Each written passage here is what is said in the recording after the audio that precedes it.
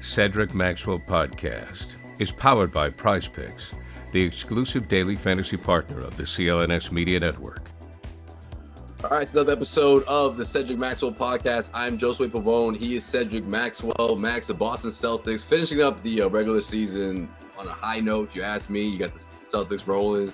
Finished off a 3-game homestand. Back on the road for Milwaukee, but then coming right back home to close out the regular season. And Monday got off to a good note because Kristaps Porzingis was just named the Eastern Conference Player of the Week. And on the West Coast, it was Kyrie Irving named Western Conference Player of the Week. Mm-hmm. And also, you got Jaylen Brown hitting a career milestone with 10,000 points in the Celtics' win against the Trailblazer on Sunday. But first thing first, Max, I want to get into this possibility of the Boston Celtics tying the 08 Celtics with a 66-16 record. Now, they went out the rest of their games. That's certainly on the line. But my question to you, Max, before we get started, how close is this team compared to that one? Because I got this question on the radio on WEEI over the weekend, and I thought it was really interesting because there's different ways you can break it down.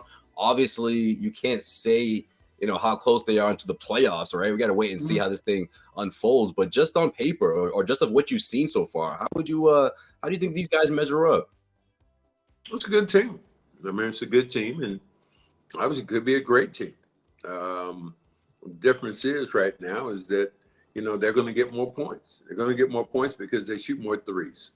And they're always going to knock down more threes, even if they shoot a smaller percentage, because that's where the game has evolved to. You remember Kevin Garnett was a mid-range jump shooter.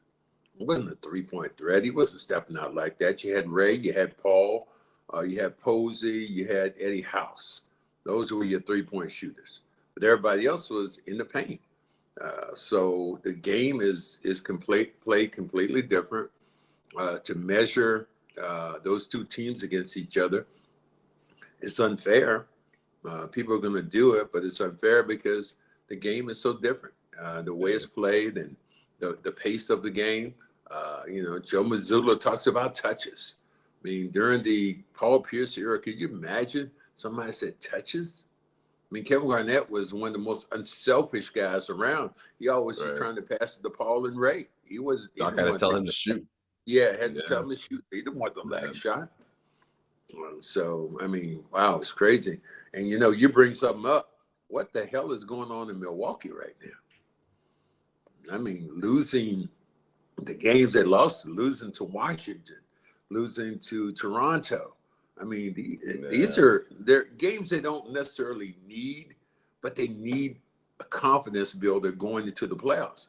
I don't think anybody's afraid right now of Milwaukee, considering the way they're playing. And Doc Rivers doesn't seem to have that swagger he normally has when he has a really good team behind him. Yeah, no, that's facts, Max. Especially after the one game over the past week, where he's talking about how the entire organization, essentially different departments that have to step up and all get on the same page going into the playoffs. It's just like, wait a minute, Doc, we're talking about basketball here. You know what I mean? That's your department, and I think it was kind of I don't want to say he was throwing people even under the bus, but it was just sort of saying like, this whole season since before the All-Star break, and if it's a personnel thing, if it's just trying to find the rhythm, or whatever the case may be, I mean, stick to basketball. I just thought it was really here's the thing, off-brand for Doc to do that. I mean, I know he had his moments in LA, but this wasn't it. Yeah, he chose this. He chose this job. He was comfortably seated, in a booth where he could talk about the games.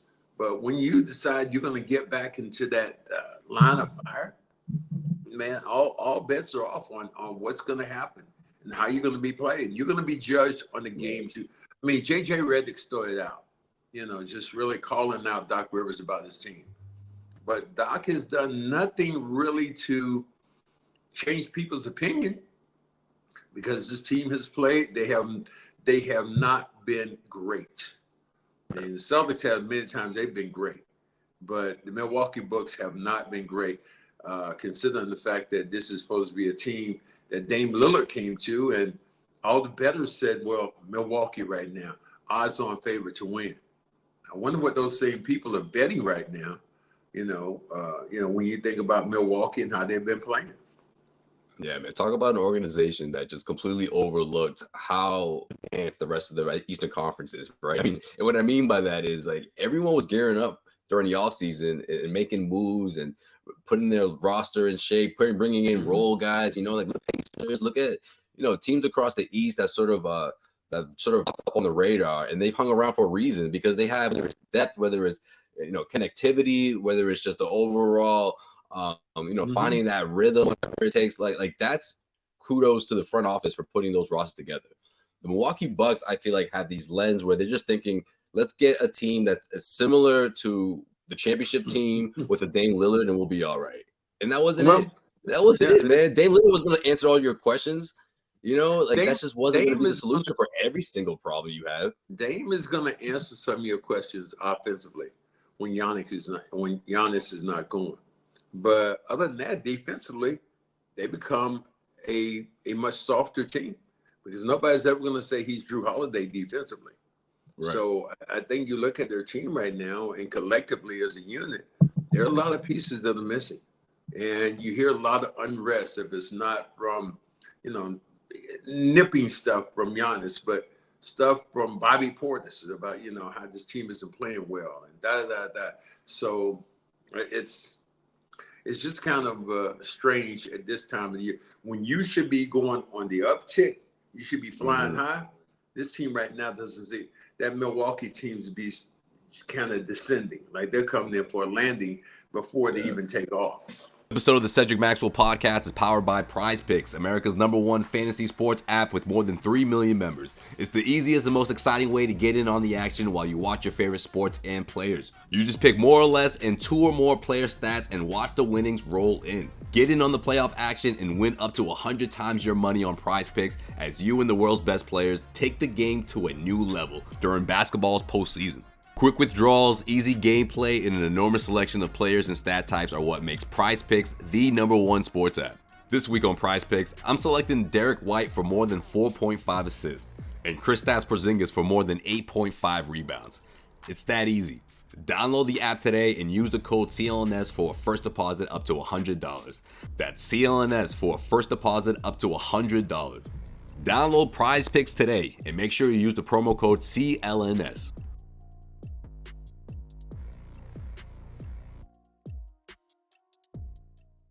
You never give the keys to the asylum to one of the inmates. You don't do that. Inmates running the asylum. Yeah. And I think that when you look at basketball in its totality, the players are the inmates. The players are the guys who are there working day and night.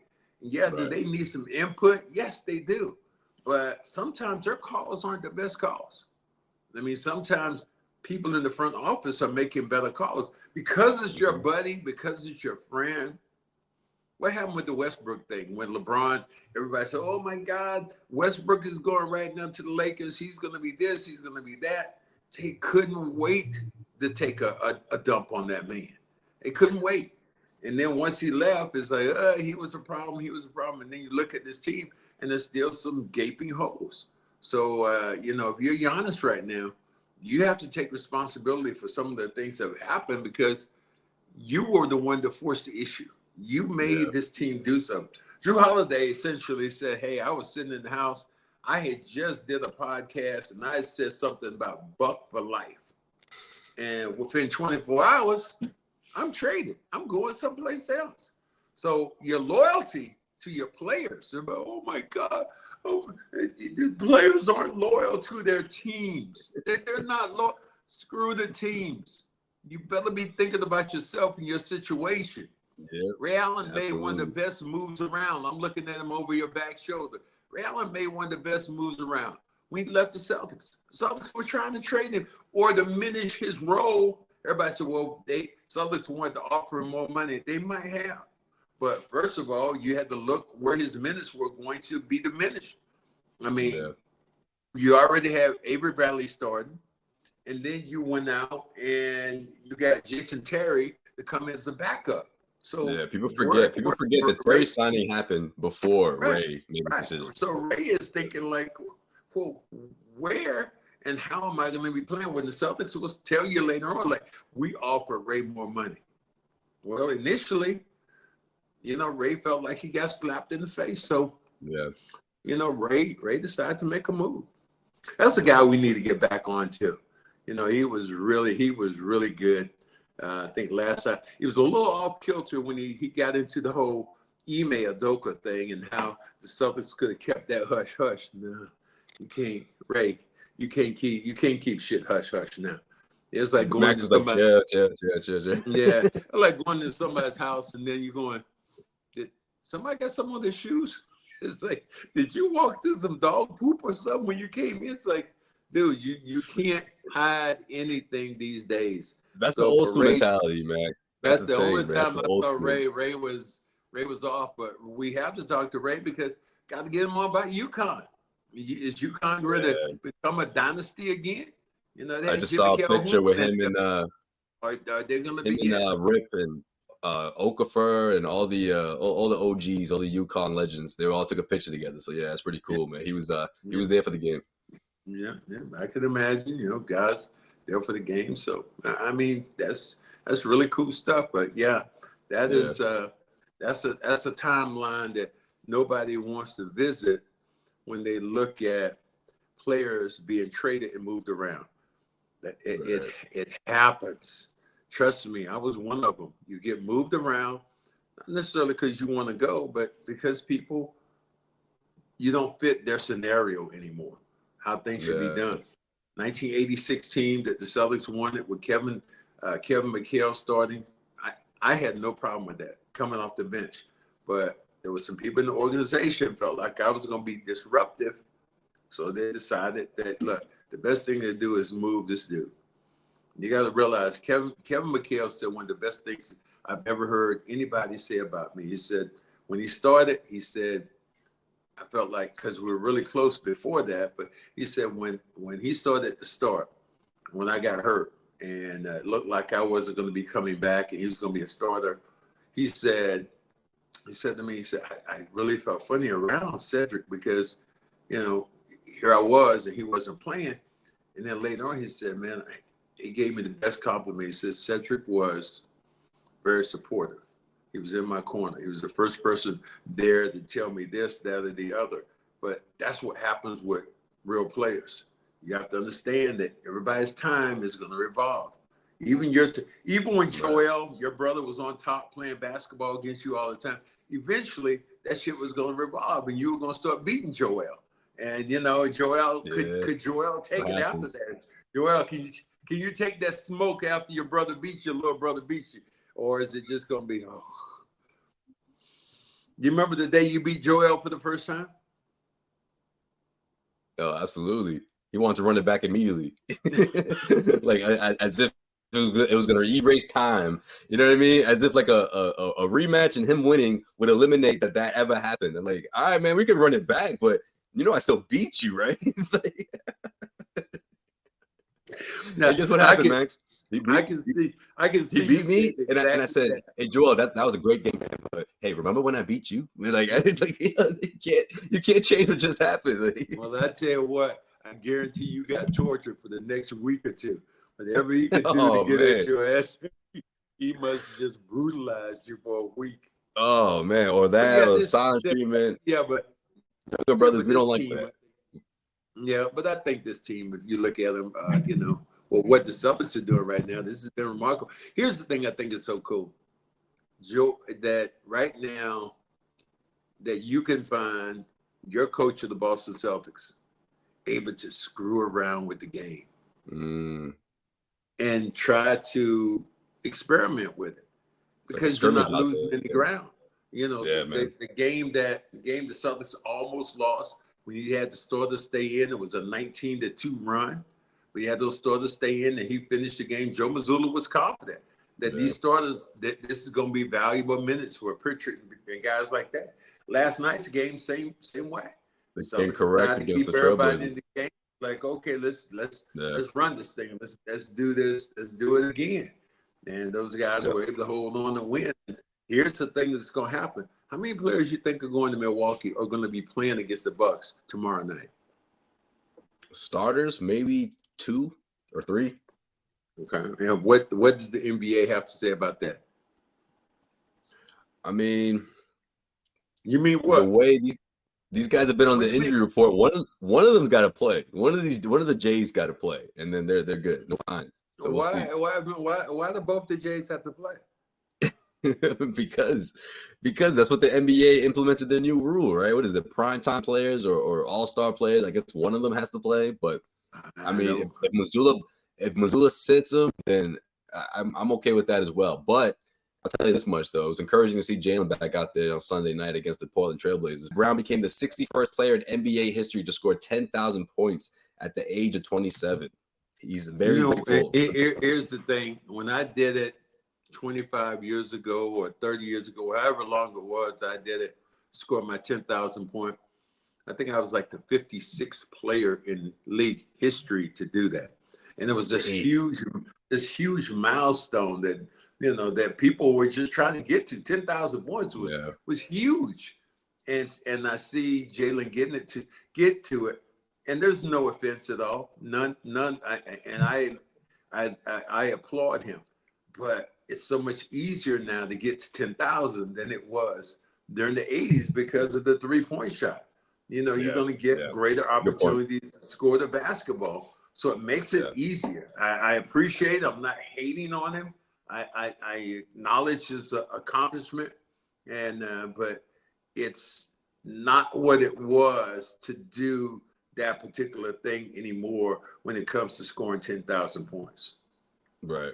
No, that's a good point, Max, especially when you see how many of these guys are just climbing up the all-time 3-point shots or 3-pointers made list on the Celtics. It's just like, man, a lot of these legends or guys that came. I mean, obviously Ray's going to be there for a while, but other legends, you're going to start knocking them off because, the way they're shooting, the volume of 3-point shots nowadays, a Celtic who had, let's say, I don't know, a 7-year career, it's not even going to be close.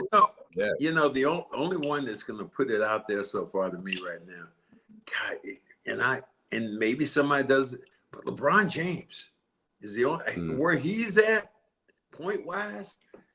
I don't see anybody getting there for a long time, unless they start implementing a 4-point play, because he's just stretching it out. The kid has played since he was 18 years old, and he's almost 40 now. That's Max, the one player that comes to my mind that I think who is that? It's going to be good. Who? Jason Tatum. Luka? Tatum. A couple of reasons, Max.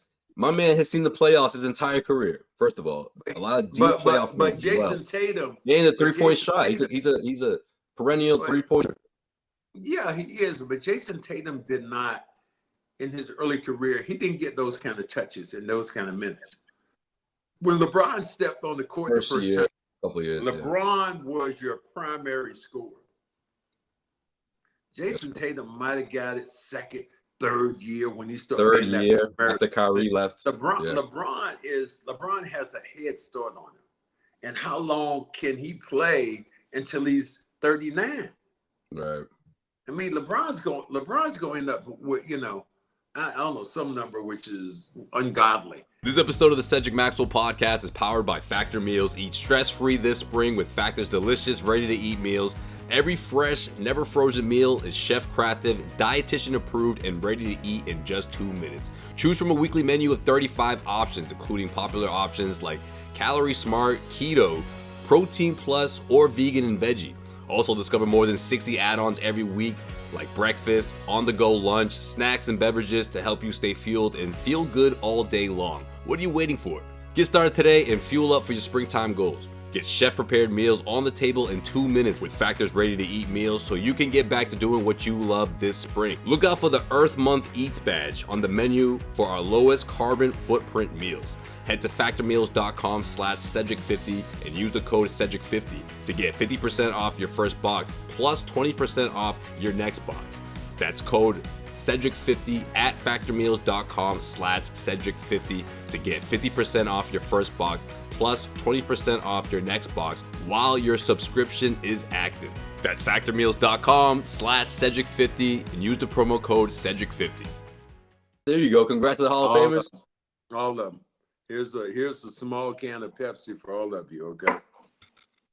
I'm not a hater. Again, I'm gonna congratulate that. Chauncey Billups. Something could be say for him. Multiple champion, Finals MVP, nickname Mr. Big Shot. Yeah, I give him that. Michael Cooper, never made an All-Star team. Was probably all defensive player. No, I like Michael Cooper. I really like Michael Cooper, but I'm going to say this, and I'm not trying to insult him, but I don't see Michael Cooper as an All-Star. I don't see him as Hall of Famer. Hall of Famer. Okay, yeah. There's no hate on him at all. No hate at all. But I just don't see him as a Hall of Famer. And somebody was saying, well, now it opens it up that much more to other guys to get in. I'll never see myself as a Hall of Famer. And maybe the only MVP that I remember that's out there right now might be Iguodala, who's the Finals MVP. That is in the Hall of Fame, and he could possibly get there because he's won multiple championships, right, and all defensive and all this and that. So I don't know. It's kind of a interesting byline how this thing is going. Yeah, I'm surprised by that, Max, to be honest with you. I mean, the fact that he never made an all-star team and, a lot of these guys coming in, I feel like every year or every couple of years or so, there's sort of that debate as to like, man, are they just going to let everyone in, or at least obviously not everyone, but the way they're saying it is like, oh, it's not a whole lot of criteria to it nowadays. I don't know if it's necessarily a popularity contest or what exactly, but yeah, that surprises me, and it should open the door for guys like you. Let's be honest here. Finals MVP, 2 rings as well, a vital part or piece of those championship runs. And you look at other guys as well, and you're thinking to yourself, man, most of these guys, they've been close to an all-star, you know what I mean? Or like, that part really does surprise me, that Cooper, because I think of another Hall of Famer, or maybe someone can put something in the comment section, or I don't know, I can't even know that never made an all-star team and is now getting to the Hall. So I was surprised too. Yep. I get no hating on it, but again, this is our opinion. This is my opinion, Michael Cooper. If it gets to you, my opinion. And there's no hate on you. Congratulations on becoming a Hall of Famer, but I didn't see you being a Hall of Famer. And maybe I'll have that discussion with you one day. Somebody bring this to the table, and you and I can go back and forth. But in the meanwhile, what they can't do, they can't take it away from you. Now, once you're there, you're there. So, again, congratulations. Well, while we're on the topic of the Basketball Hall of Fame, Max, a former Celtic, former point guard, and Rajon Rondo called it a career officially last week. And another person who's sort of on that bubble with some guys in terms of like, is he a Hall of Famer? Is he not? I'm going to ask you. You think Rajon Rondo makes it eventually? Why? 2 championships, won all assists. He led the league in assists. What was it, a couple of years? Rajon Rondo was a tremendous player for the Celtics. But also tell me, in the first championship the Celtics won, in the critical game, Rajon Rondo in that fourth quarter against the Lakers, he wasn't even on the floor. Yeah. I mean, I'm not hating on Rondo. Rondo is a friend. But, there has to be a cutoff point. There has to be a cutoff point. Now, am I that cutoff point? But there's always going to be somebody that you can discuss that might possibly be there. But there has to be somebody. There has to be a point like you get to a place, right? And they say we got 300 people. That's the capacity. The fire department standing out there. They count 300 people. You can't have 301. Right. That's it. Now, the same thing when I think about the Hall of Fame. There's a criteria that I look for. Michael Cooper won multiple championships with the Lakers. Michael Cooper was never an all-star. He was a great defensive player. I don't know if Michael Cooper ever averaged more than 8 to 10 points a game. I don't think Michael Cooper has 10,000 points for his career. So if somebody wants to argue that point, please help me out. Yeah. But, again, there has to be a point where everything is cut off. Well, that's why I brought the question about if this is a popularity thing, because I mean, let's face it, when Rajon was put in ideal situations or so, it looked great, whether it was here in Boston with the Big Three era or whether it was in LA when he teamed up with LeBron James. But in between, Max, the guy couldn't stay around in any city. Well, how about New Orleans, the Sacramento, the Chicago, you know what I mean? Like, so did that play a part? How about Dallas? The Dallas, yeah, well, that's what I mean, Max. Like Dallas was a mess. Yeah, no one would sign him to beyond a year because they had to wait and see if he was gonna, what version of Rondo might appear, So I think there's a lot to be said about that. I think he's an interesting case when you look at the other side of things in terms of, like, again, if it's a popularity thing, was he a great teammate or whatever? I don't know, whatever people have in their mind when they're making these decisions, because I feel like everyone's trying to figure it out. Like, what's the grand? All right, let's use another name since you're saying that. Let's use Antoine Walker's name.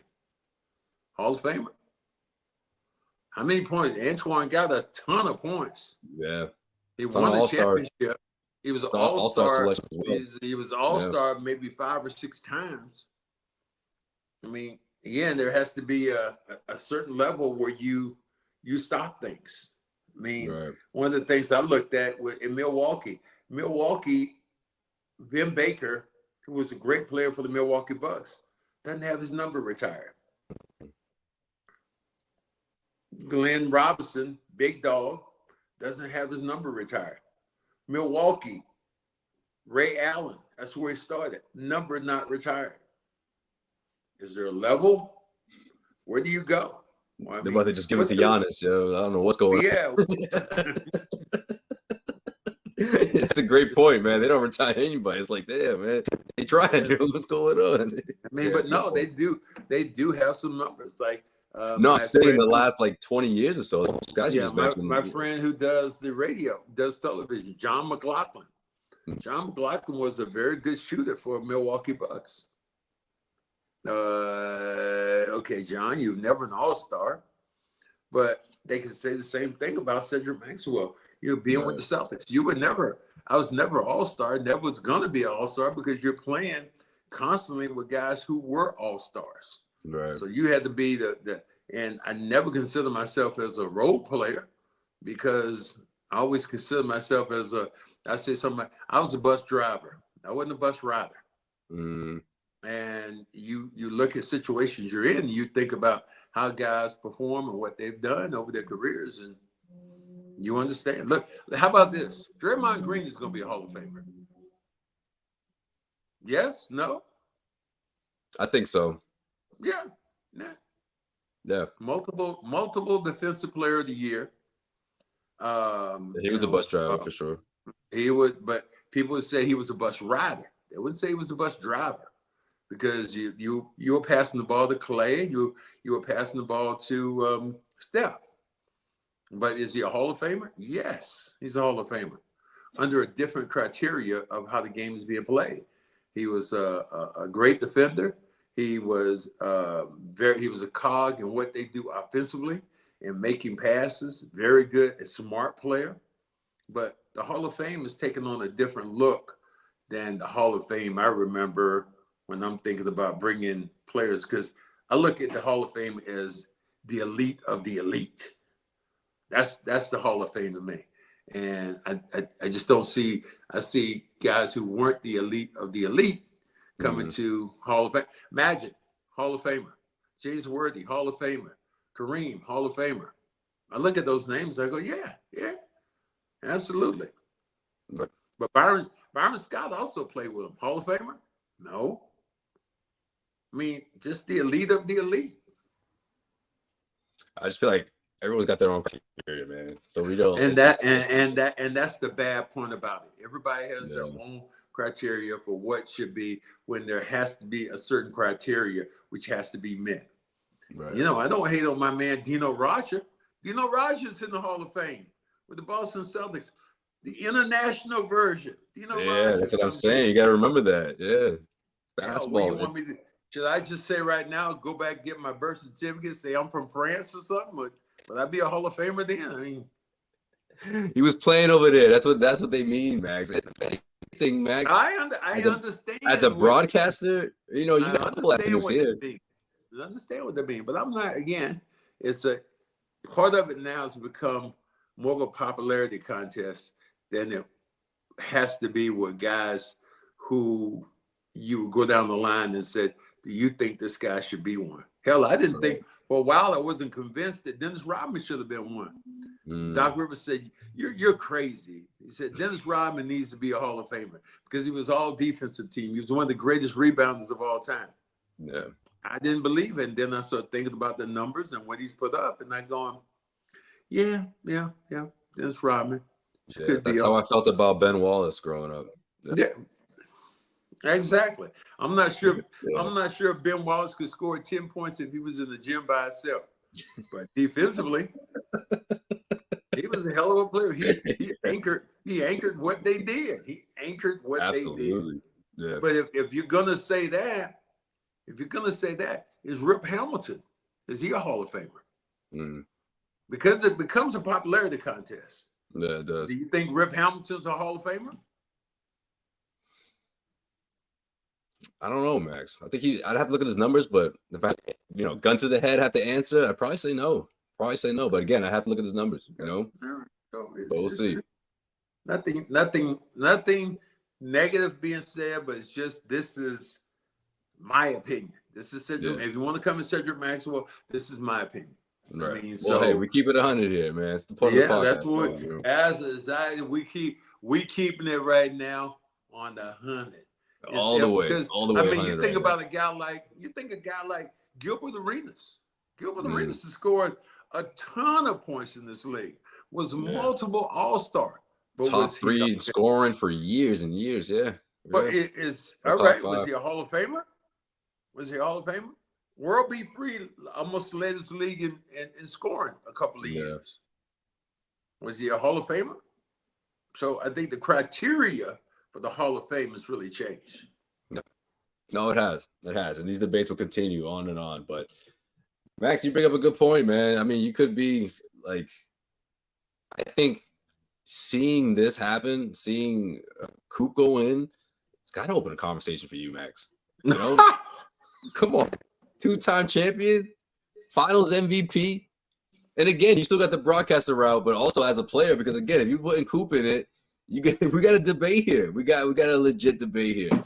But we'll see. We'll see what people say. Because that's what happens, right? They control the narrative. The fans out there, OGs, the talking heads. That's another thing too. The retired players that come out and start saying what they think about all this. Not right away. They'll let it marinate for a few weeks or a couple of months, and then they'll say what they got to say.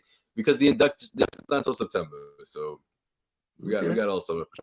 Anyways, as we say, we'd be doing you guys a disservice if we didn't keep it 100. So that's what we do here. Damn it, though. On it. We had to say this right at the end. So I appreciate you guys, of course, as always, for listening, for watching, for subscribing to the Cedric Maxwell podcast. We got really fun a couple of interviews lined up here between now and the end of the regular season. I know the Boston Celtics are sort of in a scrimmage, and you won't see a whole lot of competitive basketball between now and the season. But over here, man, we got plenty of content for you guys. So we're gonna switch it up a little bit these next couple of weeks since the Celtics are so far ahead. I met the great Emerson Walls, who played for the Dallas Cowboys, and big basketball fan. But he's also going to talk about football because we'd like to know what he thinks about Belichick not being hired, who the Cowboys should take, who the Pats should take right now. Yeah, who the Pats might want to take with the 3rd pick. So we can get some content there, and well, wink, wink. We're going to have Grant Williams on, and there's been a lot of stuff being said by Grant Williams. Oh, we got a lot to talk about, Max. Mike Gorman was on talking about Grant, and I had a chance to talk to Grant down in Charlotte. Got his number and said, yo, man, I need you on my podcast. And Grant said, sure, Max, I'll come on. So look forward to having him open the next couple of weeks. We got 2 of North Carolina's finest balls coming on the show, man. Perfect. Stay tuned. that's a wrap. We'll see you guys next week. I'm Joseph Pavone. He is Cedric Maxwell. We'll see you guys.